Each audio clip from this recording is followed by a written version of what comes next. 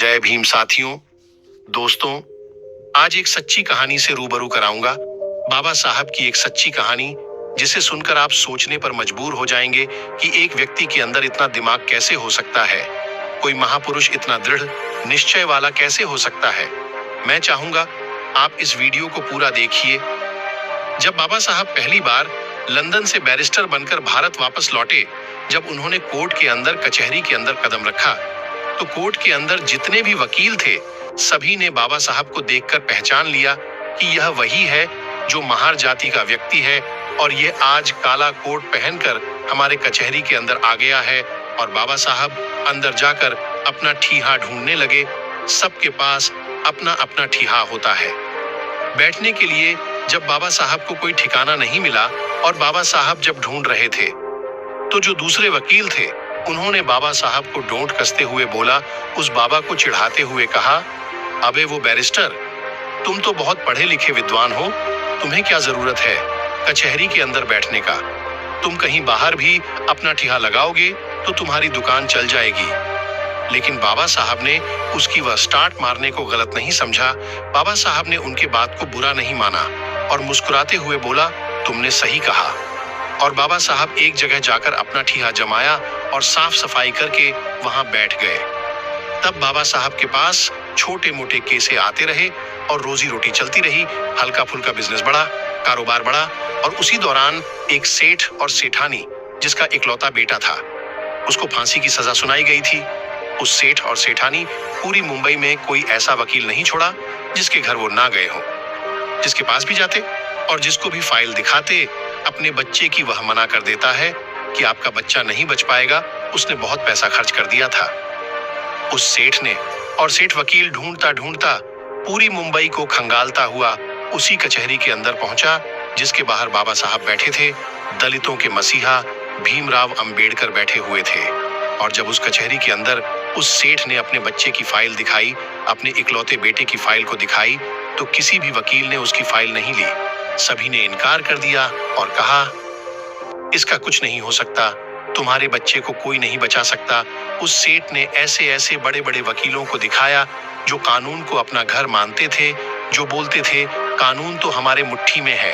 ऐसे ऐसे वकीलों को फाइल दिखाएं, लेकिन सबने फाइल देखकर इनकार कर दिया। और उस कचहरी के अंदर जो भी वकील बैठे थे, उसने फिर से टोन कसते हुए बोला, अरे सेठ, तुम्हारा केस वह लड़ेगा जो बाहर बैठा हुआ है। महार जाति का व्यक्ति, वह बहुत विद्वान, वह बहुत पढ़ लिख कर आया है। वह बाबा साहब पर टोन कस रहे थे, दलितों के मसीहा पर टोन कस रहे थे, वह बाबा साहब को चिढ़ा रहे थे। सेठ मन से रो रहा था। उसे आशा की एक किरण चाहिए थी बस, क्योंकि उसका इकलौता बेटा जिंदगी और मौत में अटका हुआ था। और जब सेठ ने उस वकील की बात सुना, तो सेठ उसकी बात मानकर वह बाबा साहेब के पास पहुंच गया। बाबा साहेब के चरणों में गिरकर, कहाँ है बैरिस्टर, हे बाबा साहब, मेरे बच्चे को बचा लो। तो बाबा साहब ने सेठ से कहा, उठो, मैं क्या कर सकता हूं, मैं क्या मदद करूंगा तुम्हारा। यह फाइल तुमने कितने ही वकीलों को दिखाया होगा, तुम वही जाओ, मैं क्या कर सकता हूं। मैं तो महार जाति का हूं, मैं इस जाति से हूं।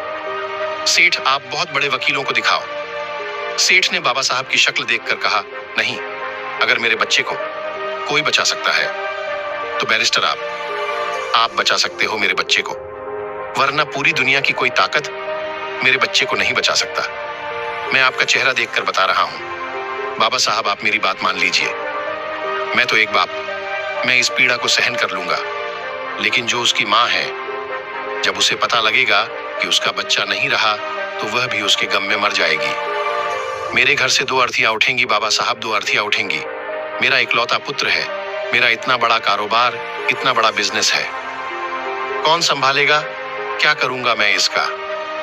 जब बाबा साहब ने सुना कि उसकी मां मर जाएगी, तो बाबा साहब को वह बात याद आ गई। जब बाबा साहब छोटे थे, बाबा साहब की माता भीमाबाई ने एक बात कही थी कि भीमा, अगर कभी जरूरत पड़े किसी निर्दोष की जान बचाने के लिए, अगर किसी अच्छे काम के लिए झूठ भी बोलना पड़े, तो संकोच मत करना भीमा, संकोच मत करना।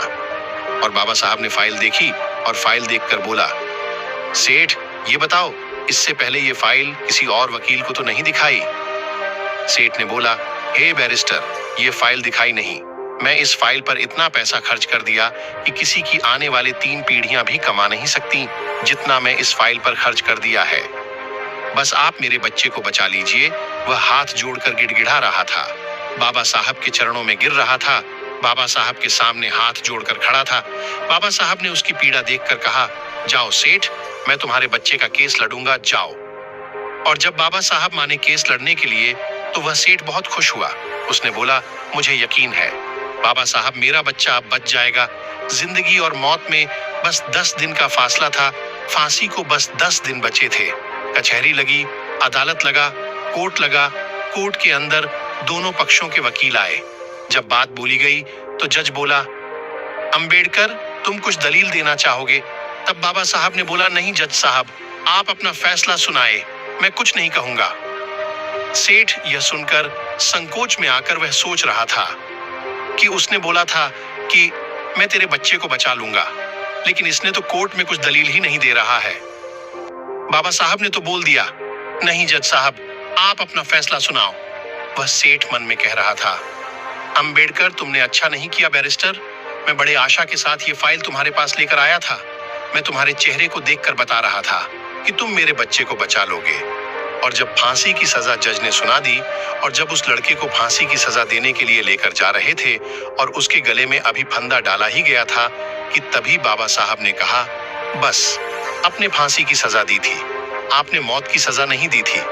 इस तरह उस लड़के की जान बच गई। देखिए, उनका दिमाग ऐसे थे बाबा साहब अंबेडकर, और उसी दिन से ये करवाई चली आ रही है सजाए मौत। यदि किसी की मौत की सजा देनी होती है तो सजाए मौत कहा जाता है, ये नहीं कहा जाता कि फांसी की सजा। बाबा साहब ने कहा, बस अपने फांसी दी थी, मौत नहीं।